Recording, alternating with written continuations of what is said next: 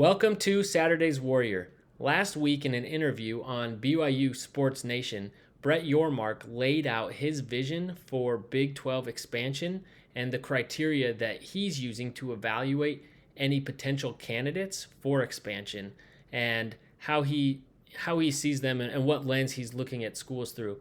So, we're going to take a listen quickly to the criteria that he laid out and then we'll go through and we'll evaluate and see how these potential schools that have been discussed in the Big 12 expansion conversations and see how each one of them measures up to what he laid out for us. But before we do, please be sure to like the channel and subscribe to the channel. I hope you like it and like the video. It really helps us a lot and really helps keep this going and bring it in front of more people. So let's hear Brett Yormark.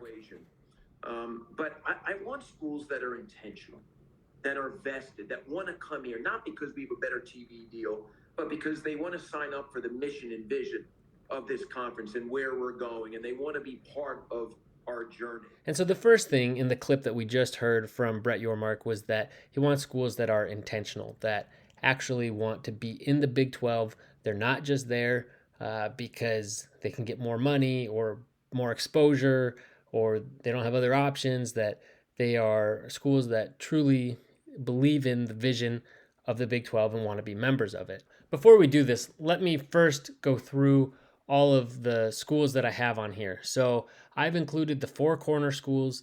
Wazoo and Oregon State aren't included in as very much at all in terms of expansion, other than people theorizing on Twitter. But I thought they're worth including just to kind of see how, to have them to compare these other schools to. UConn has come up, San Diego State, SMU are in there, and then not as much now, but even 9 months ago, Memphis, Boise State, and USF were top expansion candidates. This kind of rounds out most of the somewhat, at least, realistic candidates, depending on what happens with the Pac-12. So now let's take a look at how these schools measure up. We're going to look at the criteria and give them a simple yes, no. There's a few that we're going to have to leave kind of blank or maybe, but it's going to be pretty black and white as we go through it, just to give a very high-level cursory glance at how these schools stack up with Brett Yormark's criteria. So we hear that Arizona and Colorado are at least open to it, if not very interested, whereas Utah and ASU are not. I haven't really heard one way or another on Washington State or Oregon State really how they feel about it, so I'm going to leave these blank, but I have to imagine that I believe they, if I'm to assume correctly, that they would rather stay in the Pac-12 with a good TV deal that works. But if it doesn't, I imagine they would have some interest in the Big 12. And then we have UConn. It sounds like, from what I've seen on social media, that UConn fans are actually kind of split. And so is Big 12 country about whether UConn would be a good ad or not. But because they were part of that whole circus in 2016, applying and trying to get into the Big 12, I'm going to say that their administration and leadership is interested. So I'm going to go ahead and say yes. San Diego State, on the other hand, they've said, it's one or the other, Pac-12 or Big 12, but they really want to be in the Pac-12. I think they would take the Big 12 because it's better than the Mountain West, but they kind of seem like, no, they're in the middle. So I'm leaving them there. And then the rest of these schools, I think, would jump at the chance to be in the Big 12. I think they'd really love to be there. So now we're going to listen to another snippet from the interview outlining the rest of the criteria that he's looking at when looking at expansion candidates. But when we're thinking about schools that could be additive, we have these guiding principles for expansion, and it starts with, academics and leadership. Cultural fit plays a huge role, geography, athletic performance, and then also brand upside. So it's not so much about the TV deal. It's about those guiding principles and making sure that whoever might be interested in joining the Big 12 is all in, is totally vested in where we're going. Now, he doesn't really go into a lot of detail to expound upon what he means by each of these categories, but from what we've heard reported in the media and other comments that he makes in the interview, we can kind of infer. We're just going to do our best and kind of keep this high level. So, first, for academics, it doesn't really specify if he is just trying to get schools that are within the existing range of the current Big 12 members, or if he's trying to raise the academic profile with any additions. Nonetheless, I would think that all of the Pac 12 schools would qualify, even though they aren't all as highly ranked academically as the Pac 12 would like to make you think they are. But nonetheless, they're all quality institutions. And if all those schools count, I would say the rest of these schools do too, outside of Memphis and Boise. Leadership, I don't really know on any of these schools. So if you are more familiar with the leadership of these programs, or have seen other comments that Brett Yormark has made in regard to this, please let me know in the comments. The only one I've really seen is San Diego State and the way they've handled this whole expansion thing with the comments they made this spring and the way they've handled the Mountain West this last couple weeks. I would put them down as no. Then we have cultural fit. And I think most of these schools would probably work. I think the four corner schools, for the most part, Utah kind of does and kind of doesn't. I think if they were in the Big 12, they'd make it work, and it would work out, but I don't think they seem as much of a fit as maybe some of these other schools. And again, this is just my perception, so by all means, let me know if you think I'm wrong. I feel like Washington State and Oregon State would be better fits.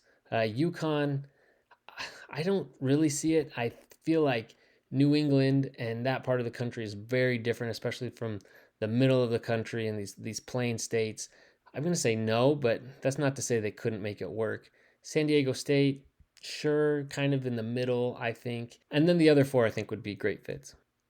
For geography, what we do know is that Brett Yormark wants to be a national conference. He wants to be in every time zone, which means picking up the Pacific time zone. But what we don't know is this means he just wants to continue to get into new markets, or if there's specific markets that he's aiming for. We don't have that information yet. But I would say the Arizona schools are in the Pacific time zone at least half the year. In Colorado and Utah, they all add those late time slots at the very least, being in the mountain time zone.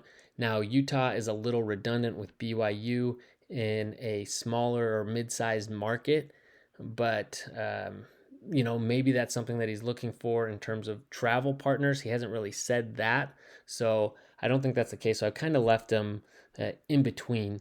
Then Wazoo and Oregon State, again, Pacific time zone, new markets, even if they're not the most desirable markets, it still does expand the conference. UConn certainly expands and gets at least a foot or toe in the door for the New York market. So that is something that I imagine is something interesting for Brett Yormark. San Diego State, California, Pacific time zone. SMU in Dallas, and it only gets a small piece of it, so I think it's too redundant with the others. Memphis is into that, starting to get into that deep south, and is that bridge between the eastern schools and the heart of the conference. And then Boise is in, the mountain time zone, so again another late time slot. And then you have SFU, and then you have South Florida, and again it's kind of like Utah. Is it, at least Florida's a bigger market, but is it somewhere that he wants a travel partner for UCF and he wants to further solidify the Big 12's footprint in Florida? Or does he see that as redundant? We don't know, but I'm going to go ahead and say yes. And then looking at football performance, ironically enough, the two schools talked most about joining the Big 12, Arizona and Colorado, have been terrible at football. I do think that Arizona, over the years they've been ranked from time to time. They were in a New Year's Six bowl. It's, oh goodness, it's almost been 10 years now, but you feel like they could have that potential if they ever get it back together. And Colorado has Deion Sanders, so I wouldn't write either one of them off completely. Utah is a no-brainer. They're a yes. Arizona State, I was on the fence with. They're another one who's been down, but you really feel like they have that potential. So I gave them a yes, although I guess they're in a similar boat as Arizona. So looking at Wazoo and Oregon State. Wazoo's been just really kind of middling. They have their moments. Then Oregon State, they've been good as of late. So I'm going to give them a yes, even though they've also had their share of down seasons. UConn had a good year last year. Nonetheless, I don't feel comfortable giving them a yes at this point. But again, they could turn it around. And these next four have all been pretty competitive. USF, on the other hand, not so much. Now looking at men's basketball performance, and then I included basically anyone that's kind of the top 80 in Ken Palm. So maybe not the best programs, maybe they're not getting into March Madness, but they are quality teams that can go out there and compete. And so obviously we have Arizona, Arizona State, even Colorado and Utah qualify with that. Wazoo, again, and Oregon State, not so much. UConn and San Diego State clearly are quality programs, just played each other in the championship. SMU, not very competitive. Memphis, obviously. Boise has really come on over the last several years and made it to the tournament at least a couple times. And then USF, again, that's a big no. Lastly, we have brand upside, and we can only guess what he means by that. I think any of these schools could have upside, especially the G5, given the additional resources of being moved into a P5. We're already seeing that with the new Big 12 members, so it's hard to say. I think the Arizona schools definitely have potential there. Colorado, I would normally say no, but with the Deion Sanders effect, there's certainly a lot of upside there. Utah, while they've certainly made a name for themselves and competed on the national stage. I don't think they're as big as they like to think, but I think they certainly count. Wazoo and Oregon State, I really think that they kind of are who they are, even being in the Big 12. Not saying they couldn't add value, but I don't know if their programs really change or there's really that same upside. UConn, San Diego State, sure. And then SMU, even though I love their logo, I love their uniforms, I don't think that's the kind of branding they mean. And because the Big 12 has such a presence in Texas already and SMU only provides a sliver of their market, I'm going to say no. And then Memphis and Boise certainly does. It has a big brand, especially in football. I think that's always a big draw. And South Florida, sorry, I I don't know if I see as much. And then after I recorded, I realized I had completely forgotten Gonzaga off my list. And so looking at them here, they're obviously a good fit in almost any regard. They're only missing football, obviously, but that seems like something that they can work around. So Gonzaga is definitely worth considering as well. So, taking all of this into consideration, it seems that the two schools talked about most and are considered the top targets for Big 12 expansion in Arizona and Colorado are, in fact, the best candidates based on our interpretation of Brett Yormark's criteria. It also seems that looking at these, there'd be other good fits. San Diego State, you wouldn't want to rule them out. UConn, it seems that the cultural fit could be worked out, and football is trending up, so that could still be another one.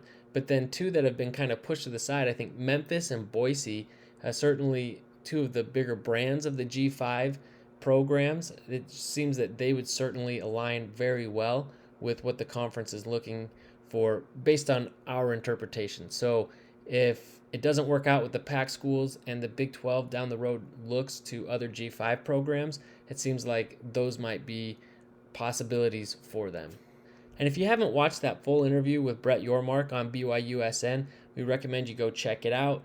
It's on YouTube, easy to find, and we'll include it in the description. So, after looking at that and hearing what Brett Yormark had to say, which schools do you think are the most likely to be added to the Big 12 if they do end up expanding? Let us know in the comments, and we'll see you next time.